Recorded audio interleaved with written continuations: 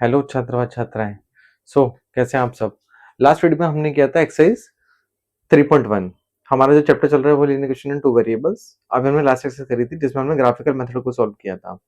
सबसे पहले हमने क्या किया था, ये देखना स्टार्ट किया था कि अगर pair of linear equation two variables में कोई टर्म या कंडीशन या इक्वेशन है तो उसे किस तरीके से सॉल्व किया जाता है। सॉल्व करने के लिए पहले हमारे पास में जो कंडीशन थी वो होनी चाहिए, हमारे पास में क्या यूनिक होनी चाहिए। फिलहाल हमने देखा था कि यूनिक है, नो सॉल्यूशन है, या फिर आपके पास में इन्फिनिटी मेनी सॉल्यूशन है। अगर यूनिक है तो सॉल्व करने के मैंने 3 मेथड बताए थे, ग्राफिकली बताया था, सब्स्टिट्यूशन बताया था, एलिमिनेशन। तो आज हम दूसरे मेथड का डिस्कशन करेंगे जो आपके पास में क्या, सब्स्टिट्यूशन मेथड। तो सब्स्टिट्यूशन मेथड के हिसाब से हमें जो पहला क्वेश्चन सॉल्व करना है वो एक्सरसाइज 3.2 का, एनसीईआरटी एक्सरसाइज 3.2 का फर्स्ट क्वेश्चन जो है आपके पास में x plus Y equal to 14, x plus Y equal to 14 ये है पहले क्वेश्चन का फर्स्ट पार्ट, और है हमारे पास में x minus Y is equal to 4। First of all we have to check कि whatever the type of equation is. पहले हम अगर चेक भी करेंगे हमने क्या देखा कि 1/1 कंडीशन आपके पास में a1/a2, b1/b2 और c1/c2 लेके चलते हैं, देखते हैं। a1/a2 क्या आया, 1/1 आया, b1/b2 क्या आया, 1/ माइनस का 1 आया, यानी नॉट इक्वल टू मिल रहा, मतलब किस टाइप का सॉल्यूशन आपके पास में यूनिक है। यूनिक है तो सॉल्व करने के मेथड 2-3 थे आपके पास में। पहला था आपके पास में ग्राफिकली, दूसरा सब्स्टिट्यूशन और तीसरा एलिमिनेशन। अभी हम लोग सब्स्टिट्यूशन की बात कर रहे हैं इस क्वेश्चन के लिए। एक्स प्लस वाई हमारे पास में ये था। अभी हम लोग क्या करते हैं, इसको इक्वेशन नंबर 1 मान लेते हैं, इसको इक्वेशन नंबर 2 मान लेते हैं। अभी हम लोग क्या करेंगे, x plus Y equal to 14 लिखेंगे फ्रॉम इक्वेशन नंबर 1। यहाँ से x या y की वैल्यू निकाल लेंगे, मेरा मन करता है x वैल्यू निकालने का, तो निकालिए 14 माइनस में y। हमारे पास में x इक्वल टू आ गया 14 माइनस में y। ये हम लोग पुट कर देंगे कि put x equal to 14 minus Y in equation number 2। जब इसे इक्वेशन नंबर 2 में पुट करेंगे तो हमारे पास में क्या आने वाला है, x की जगह हमने ये पुट कर दिया, ऊपर था हमारे पास में माइनस का y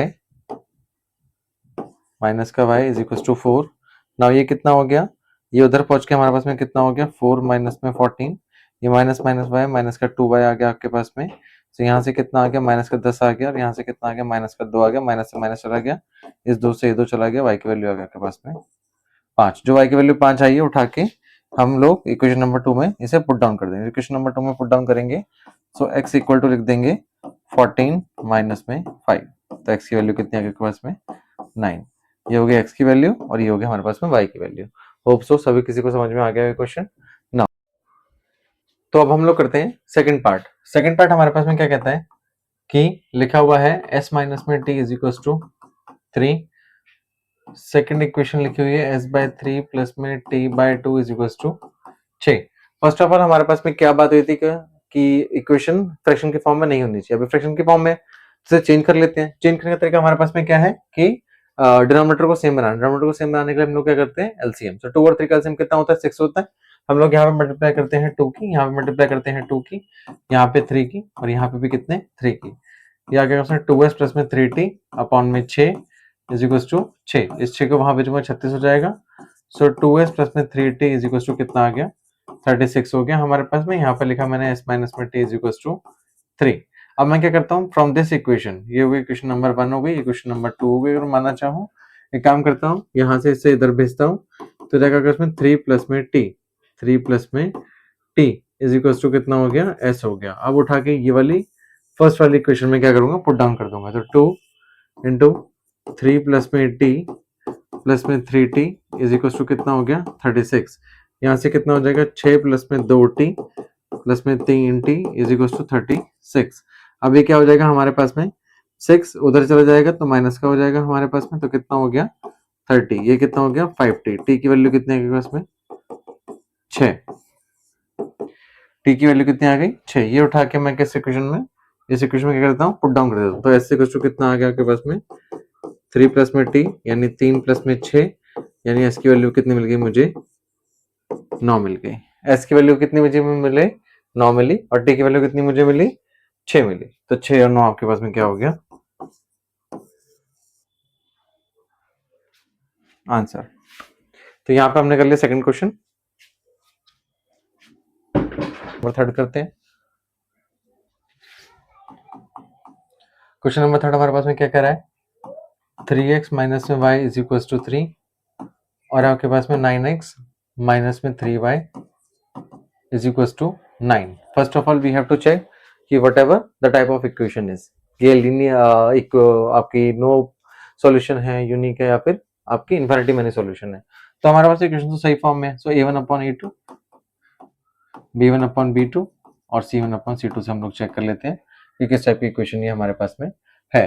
तो a1 की वैल्यू कितनी होगी 3, a2 की वैल्यू 9, यहाँ पे कितनी होगी माइनस का 1 और माइनस का 3, यहाँ पे कितनी होगी 3 और 9। तो अगर मैं इसे हटा भी दूं और इसे काट भी दूं तो ये भी आ जाएगा 1/3 इज इक्वल टू कितना आ गया 1/3 इज इक्वल टू भी कितना आ गया 1/3। यानी ये सॉल्यूशन किस टाइप का हुआ हमारे पास में, ये हुआ आपके पास में infinitely many solution.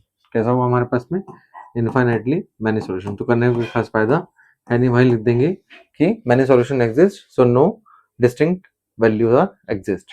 Okay, question number 3 हो गया। क्वेश्चन नंबर, तो अब हम लोग कर रहे हैं फोर्थ पार्ट। फोर्थ पार्ट हमारे पास में क्या कह रहा है कि 0.2x प्लस में 0.3y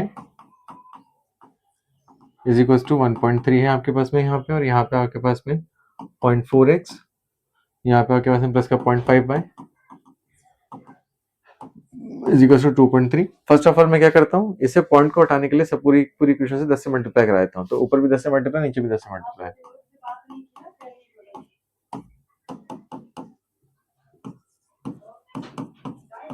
यहाँ पे कितना हो गया 13, यहाँ पे कितना हो गया आपके पास में 4x प्लस में 5y is equal to 23। First of all हमें चेक करना है कि किस टाइप की इक्वेशन है।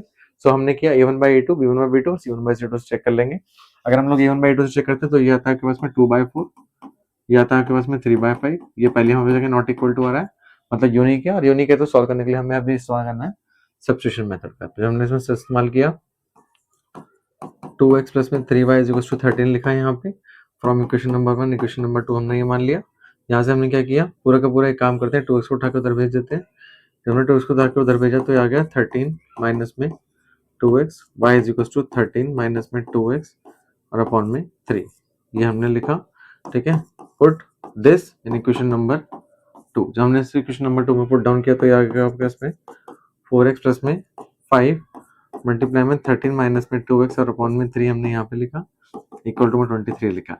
ठीक है, अब हम ऐसे कैसे सॉल्व भी कर देते हैं। अगर इससे फर्दर ही हमने वही छेड़ाछाड़ी करी तो जंगल का गुलाब आप लोगों को याद है क्या होता है। ठीक है, तो छेड़छाड़ी नहीं करनी है, छेड़ेंगे तो वो पूरी तरह से हमें छेड़ देगा, नहीं छेड़ेंगे तो इजीली हम लोग गो थ्रू आउट हो जाएंगे इससे। ठीक है, तो यहाँ पे हमारे पास में हो गया 4x प्लस में आपके पास में 5 into 13 upon 3 minus 10x upon 3 is equal to 23। इस पूरी की पूरी टर्म को उठा के बाहर ले जाते हैं तो ये कितना हो गया 65/3 हो गया। ये हो गया आपके पास में 4x माइनस में 10x/3 is equal to 23 minus में 65/3। यहाँ पे भी काम करता हूँ, 3 से मल्टीप्लाई करता हूँ, अपॉन में 1 था, इंटू में 3 से नीचे भी, तो ये कितना हो जाएगा 69 माइनस में आपके पास में ये कितना हो गया 65 और अपॉन में 3 हमारे पास में ये चल रहा है। यहाँ से भी काम करता हूँ, 3 से मल्टीप्लाई यहाँ पे, अपॉन में 1 था, इंटू में 3 यहाँ से, ताकि एलसीएम हमारे पास में सेम बन जाए। तो जब 4x में से 10x गए तो कितने बचे हमारे पास में 6x, 12x में से 12x यहाँ पे, 10x यहाँ पे और 3 यहाँ पे, तो ये कितना हो जाएगा हमारे पास में 2x/3 इज इक्वल टू आपके पास में कितना आ गया ये 4/3। तो इस 3 से 3 ही चला गया, इस 2 से 2 चला गया, x की वैल्यू आ गया आपके पास में कितना 2 आ गई। x की वैल्यू कितनी आ गई 2। अभी उठा के हम लोग इस इक्वेशन में पुट कर देंगे, किस वाले में, इस वाले में, put x equal to this in this equation. जब हमने इसमें इक्वेशन में पुट डाउन किया तो आ गया हमारे पास में y is equal to 13 minus में 2 इंटू 2 अपॉन में 3, तो 13 में से 4 अपॉन में 3 ये कितना हो गया 9/3, 9/3 हो गया, तो कट के वैल्यू कितनी आ गई आपके पास में y इज इक्वल टू 3 आ गई। ये हो गया हमारे पास में फोर्थ पार्ट। अब हम लोग करते हैं फिफ्थ पार्ट।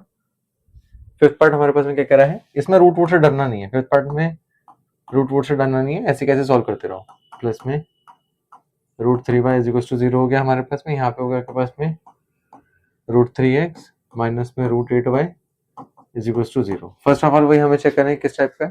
तो अगर हम a1/a2 करते हैं तो √2/√3 और b1/b2 करते हैं √3 अपॉन में माइनस का √8, तो पता चल रहा है कि यूनिक सॉल्यूशन है, नॉट इक्वल टू बेटर हमारे पास में a1/a2 is not equal to b1/b2।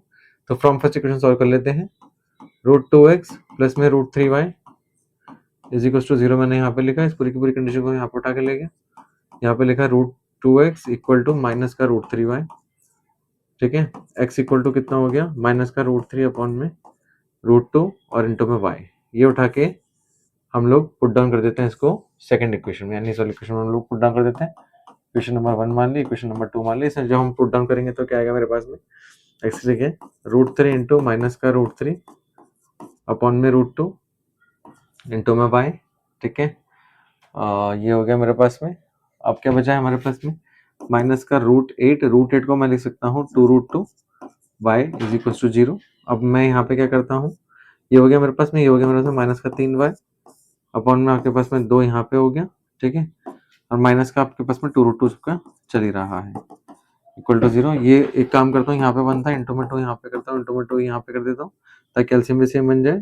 तो यहाँ पर रहेगा माइनस का 3y और माइनस का 4√2 y अपॉन में 2 इक्वल टू 0 था आपके पास में। उधर पहुंचा तो कितना हो गया हमारे पास में, 0 इंटू 2 0 हो गया।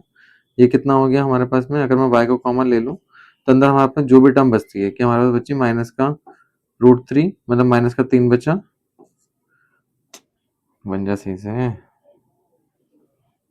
माइनस का 3 बचा और आपके पास में बचा माइनस का 4√2, ठीक है। तो भी y की वैल्यू क्या आने वाली है 0, क्योंकि इस पूरी की पूरी इक्वेशन को जब मैं 0 के नीचे भेजूंगा तो वही हमने क्या देखा कि 0 अपॉन समथिंग 0 और समथिंग अपॉन 0 नॉट डिफाइंड। तो ये हो गया हमारे पास में, y की वैल्यू 0 आ गई, उठा के इस वाली इक्वेशन में क्या कर दो, पुट डाउन कर दो आपके इस वाली इक्वेशन में, इस वाली इक्वेशन में पुट डाउन कर दो। हम यहाँ से x की वैल्यू को माइनस का √3 अपॉन में माइनस का √2 इंटू y की वैल्यू को 0 पुट डाउन करेंगे, x की वैल्यू क्या आएगी पास में 0 ही आने वाली है। नाउ नेक्स्ट क्वेश्चन करते हैं। क्वेश्चन 6 क्वेश्चन हमारे पास में क्या कहता है, 6 क्वेश्चन हमारे पास में क्या कह रहा है, ये कह रहा है आपके पास में 3x अपॉन में 2, ठीक है, 3x अपॉन में 2 माइनस का 5y/3, 3x अपॉन 2, अरे हट जा,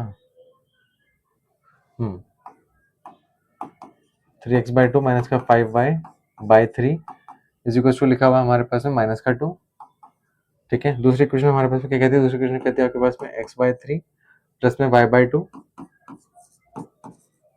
इज इक्वल टू आपके पास में 13/6 इक्वल टू कितना हुआ 13/6। पहली इक्वेशन मैंने क्या बताया था कि फ्रैक्शन फॉर्म में नहीं होनी चाहिए, तो इससे पहले क्या करते हैं, सॉल्व कर लेते हैं। यानी फ्रैक्शन हटाना है तो यहाँ पे एक काम करता हूँ, यहाँ पे 3 से मल्टीप्लाई, यहाँ पे 3 से मल्टीप्लाई, यहाँ पे 2 से मल्टीप्लाई, यहाँ पे 2 से मल्टीप्लाई, तो इक्वेशन बन जाएगी हमारे पास में 9x/6 माइनस में 10y/6 इक्वल टू माइनस का 2। वहां जाके कितना हो जाएगा मल्टीप्लाई का, तो ये हो जाएगा 9x माइनस में 10y is equal to minus का 12। पहली क्वेश्चन हमारे पास में ये बनी।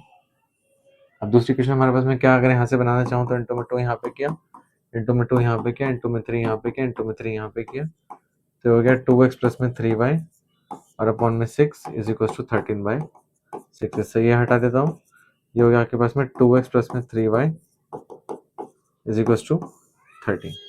दूसरी क्वेश्चन हमारे पास में ये हो गई, ये हो गई पहली क्वेश्चन, ये हो गया हमारे पास में दूसरी क्वेश्चन। एक काम करता हूँ, इससे वैल्यू निकाल लेता हूँ, तो ये वैल्यू हो जाएगी 9x इक्वल टू माइनस का 12 प्लस का 10y, ठीक है, यानी x इक्वल टू माइनस का 10 माइनस का 12 प्लस का 10y अपॉन में 9। ये हो गई हमारे पास में x की वैल्यू। अब इस x की वैल्यू को उठा के पुट डाउन कर देता हूँ सेकंड इक्वेशन में, यानी इस वाली इक्वेशन में पुट डाउन कर देता हूँ। जब मैं पुट डाउन करूंगा तो रहेगा 2 माइनस का 12 प्लस का 10y अपॉन में 9 प्लस का 3y इज इक्वल टू 13। अब यहाँ पे कितना लिखा जा सकता है, माइनस का 24/9, यहाँ पे क्या लिखा जाता है 10